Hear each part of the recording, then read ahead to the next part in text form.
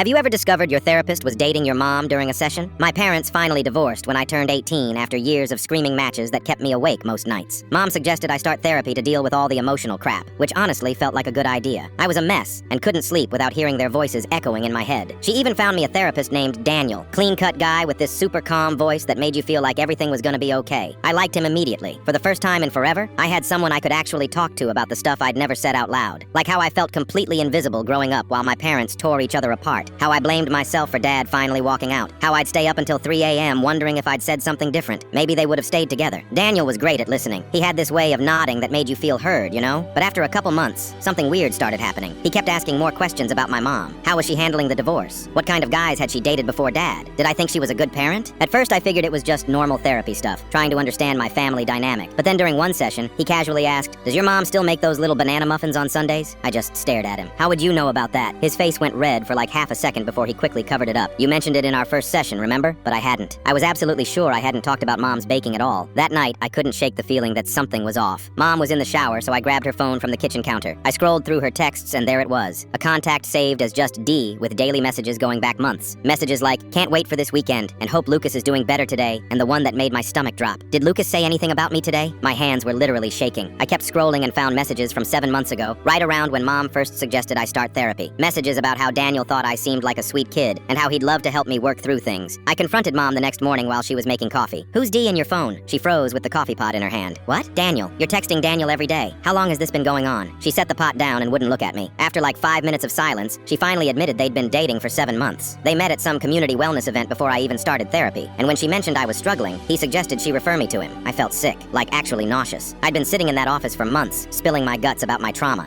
about how Dad leaving destroyed me, about feeling abandoned and unloved, to the guy who was literally sleeping with my mom. Every single session replayed in my head. All those questions about Mom suddenly made perfect sense. He wasn't trying to help me process my family issues. He was gathering intel about the woman he was dating. "How could you not tell me?" I asked her. "I didn't want to complicate your therapy," she said. But even she sounded like she knew how stupid that was. "You don't think it's complicated that I'm telling your boyfriend about how messed up I am because of you and Dad?" She got defensive then, saying I was overreacting and that Daniel was a professional, but I was done. That afternoon, I emailed Daniel and fired him as my therapist. Told him I knew about him and Mom and that what he did was completely unethical. Then I looked up the licensing board for therapists in our state and filed a complaint. Turns out you can't date the parent of your patient. Who would have thought? I gave Mom an ultimatum that night. She could choose him or me, but she couldn't have both. I wasn't gonna sit in family dinners pretending everything was normal with the guy who'd been using my therapy sessions as relationship research. She chose him, said I was being dramatic and that I'd understand when I was older. So I moved in with my friend Jake for the rest of senior year and got a new therapist, one I picked myself this time. The licensing board ended up investigating Daniel and he lost his license 6 months later. Mom and him broke up 2 weeks after that happened. She calls sometimes now, but I don't really answer.